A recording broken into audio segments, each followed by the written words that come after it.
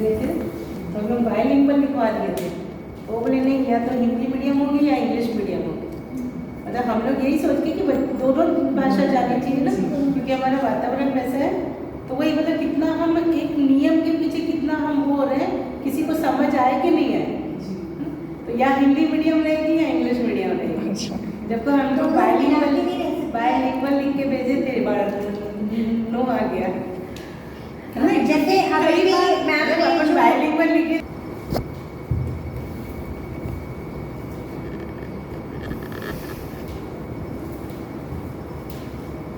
बढ़िया। यहाँ ना एक बात बहुत अच्छे से समझने की है कि भाषा का पर्पस क्या है, है ना। मतलब चाहे वो हिंदी हो, इंग्लिश हो या जो भी लैंग्वेज हो, तो भाषा का पर्पस क्या है। तो अगर मतलब इसका अगर हम पर्पस देखते हैं तो मेरे भाव व्यक्त होने चाहिए ना। मतलब मैं जो बोलना चाह रही हूँ आप तक पहुँचना चाहिए। तो इसीलिए अभी की जो NEP आई है ना, उसमें आया है कि अपनी क्षेत्रीय भाषा, मातृभाषा में बच्चों को शिक्षा दी जाए। ठीक है ना, प्राइमरी एजुकेशन में तो कंपलसरी है वो। तो शिक्षा में तो शोध हो ही रहा है इन सब चीज़ों का, जो पूरे शिक्षा में जो लोग लगे हुए हैं। और हम लोग शुरू से यही बात बोले कि जब बच्चे को हिंदी में कोई चीज़ समझ में आती है तो हिंदी भी बताया जाए, इंग्लिश भी बताया जाए, है ना। तो बच्चे को समझ में आना मेन बात है। तो ये जो हर बार बीच बीच में चानी बेटा जी बोले कि हम होना क्या चाहिए, वो होना चाहिए, फिर वो चाहे किसी भी वे से हो, है ना। तो हम सबको भी ना ये बात क्लियर होनी चाहिए कि हम लोगों ने जो बहुत सारी चीज़ों को ओढ़ लिया है ना, कि ये होना चाहिए, इसके बिना अपन ऐसा नहीं लगता है कि पढ़े लिखे हो। ऐसा नहीं है। आप अपनी बात को समझा पाओ, दूसरों की बात को सुन पाओ। इसके लिए यदि 10 लैंग्वेज भी सीखनी पड़े तो सीखो, लेकिन कोई लैंग्वेज कम है कोई ज़्यादा है, इससे हमको मुक्त होने की जरूरत है ना। तो बहुत बढ़िया। आज जितनी भी अभी 2-3 दिन में अपनी बात हो पाई है, तो मोटा मोटी एक अपन ये समझ पाए हैं कि मूल्य शिक्षा, है ना, पेन जरूरी है ना कोई भी। मूल्य शिक्षा को समझने के लिए अपन ये सब चीज आगे बढ़ रहे हैं। कोई बात नहीं,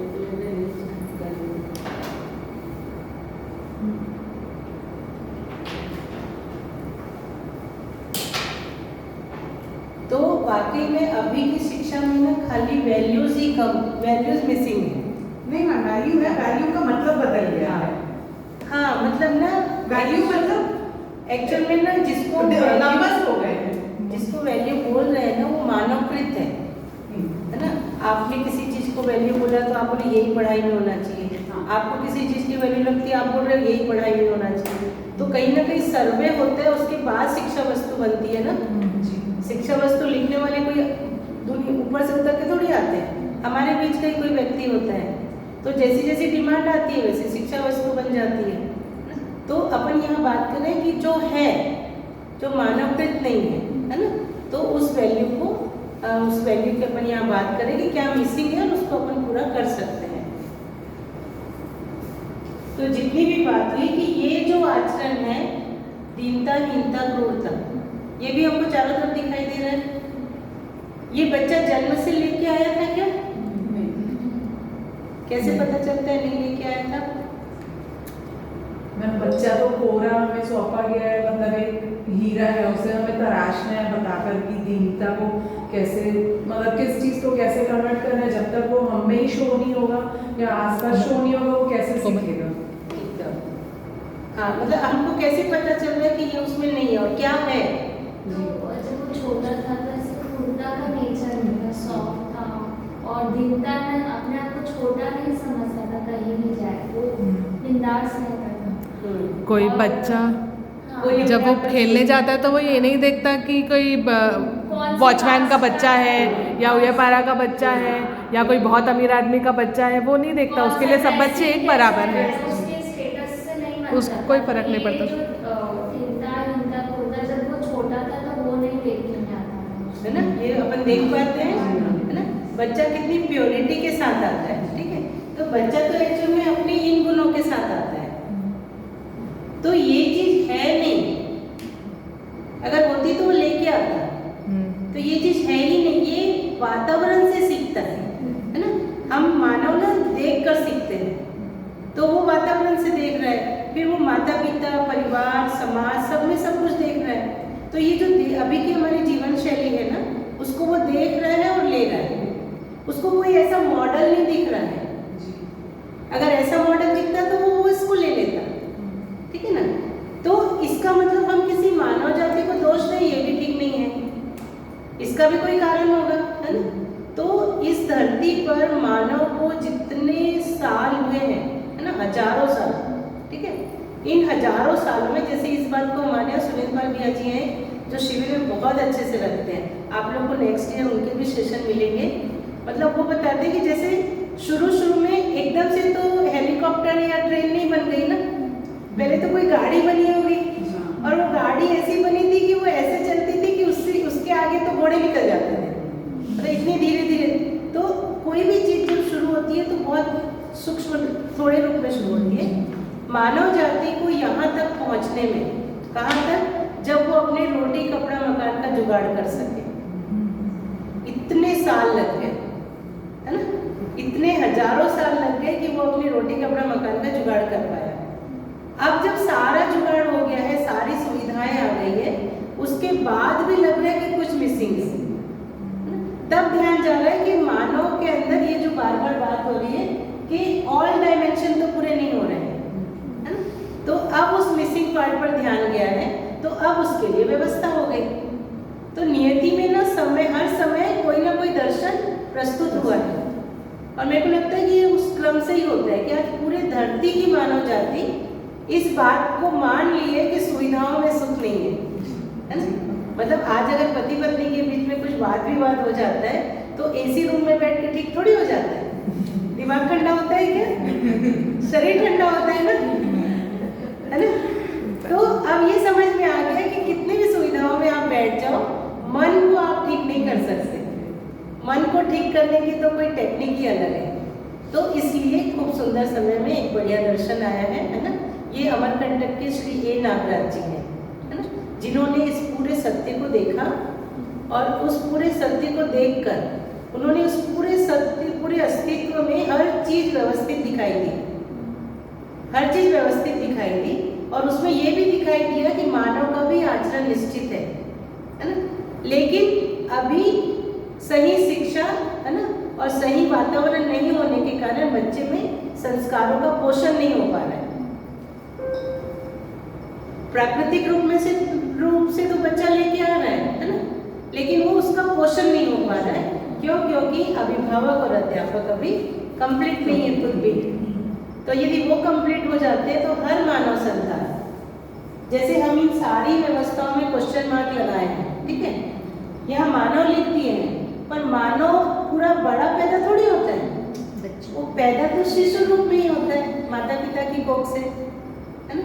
और वो तो यही चीज लेके आया था, पर उसने परिवार में और समाज में जो देखा, उसने इस सारे सिस्टम में जो देखा, उसको उसने 20 साल में ले लिया और तैयार हो गया कि अच्छा ऐसा ही जिया जाता है ना, यही जीने का डिजाइन है। तो वो भी बड़ा हो गया, वही काम कर रहा है जो उसने देखा, है ना। तो अब हम सबकी जिम्मेदारी बनती है कि एक तो जब वो शिशु है तो सबसे अधिक जिम्मेदारी माँ की होती है, ठीक है, क्योंकि माँ की वो बहुत करीब होता है ना। और एक प्राइमरी एजुकेशन की, तो समाज व्यवस्था है, विद्यालय, तो प्राइमरी टीचर्स की, मतलब सबसे अधिक योग्य टीचर की जरूरत है प्राइमरी एजुकेशन में, जबकि वो एकदम उल्टा रहा है, एकदम उल्टा रहा है ना। मतलब जो भी योग्य उसको, अरे प्राइमरी में तो कोई भी चलेगा, है ना, मतलब 12वीं पास भी चलेंगे, कोई भी चलेगा, खाली बच्चों को संभालना ही तो है, ABCD तो सिखाना है।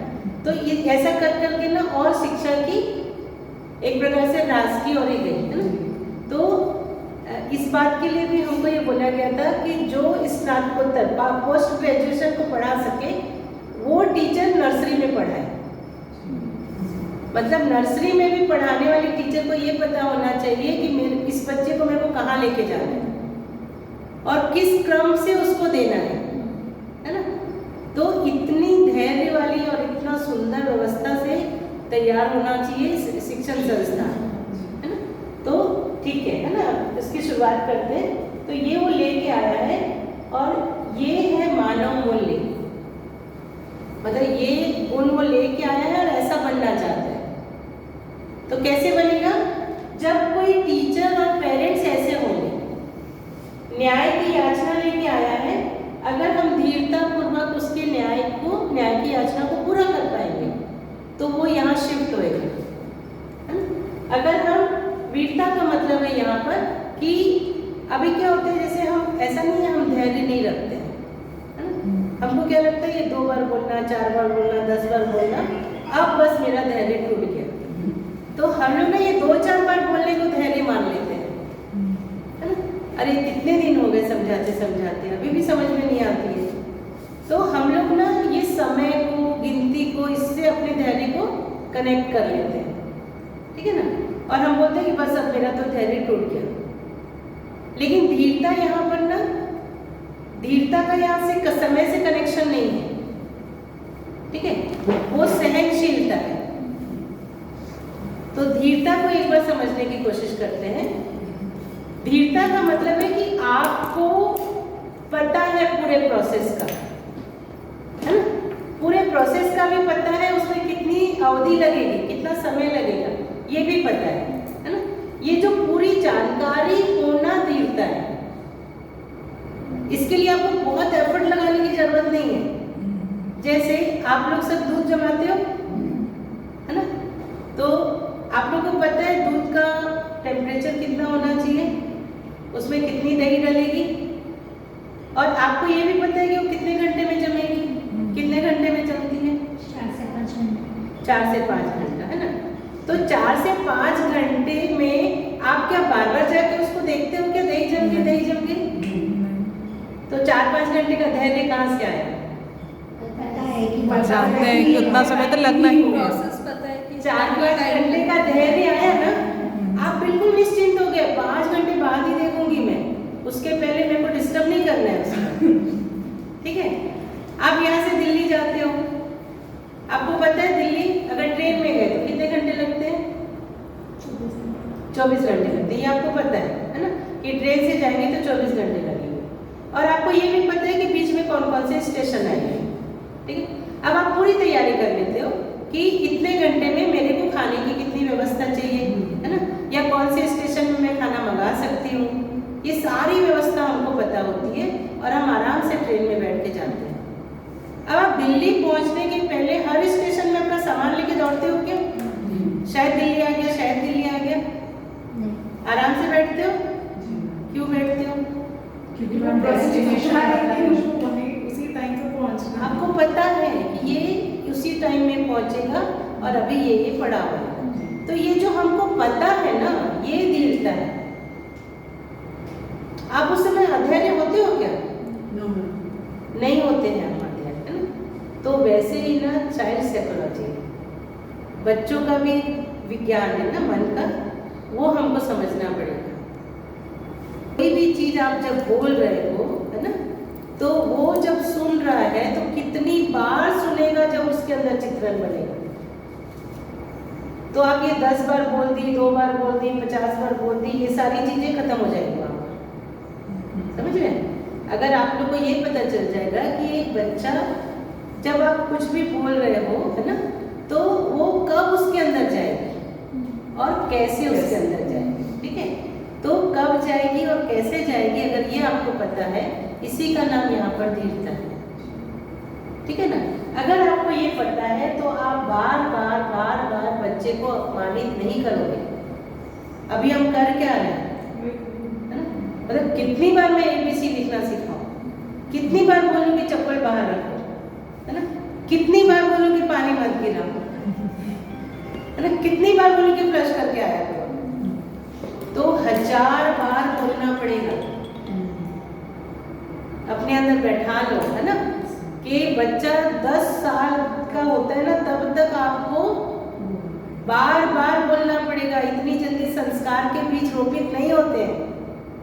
जैसा मैं पहले दिन बताई थी कि संस्कारों का रोपण होता है बाल्यावस्था में, खाली वो बीज जड़ पकड़ेगा 10 साल में, है ना। उसके बाद 10 से 20 साल के बीच में क्या करेगा ना, बच्चा अपने आप को खुद पोषित करेगा। उस बीज को कैसे पोषित करेगा? कहीं भी कुछ ऐसा सही देखेगा तो मैं, हाँ मेरी मम्मा भी ऐसा बोलती थी, हाँ मेरी टीचर भी ऐसा बोलती थी, है ना। कहीं भी गलत देखेगा तो नहीं, ये तो गलत है। तो सही गलत की पहचान उसको होगी किस आधार पर? आपने जो 10 साल तक उसको सही दिया है, सही देने से वो 10 साल उसको क्रॉस चेक करेगा, तब जाके 20 साल में वो दृढ़ हो जाएगा उसका संस्कार, अब वो प्रकाशित होगा। तो आप सबको 20 साल धैर्य रखना है, तो सहन नहीं करना है बच्चों को, है ना। हमको समझना है कि संस्कार रोपण का काम कोई खेत में बीज लगाने जैसा काम नहीं है, प्रोसेस वही है ना। लेकिन कोई, आप अभी भी देख सकते हो कि कोई सब्जी 4 हफ्ते में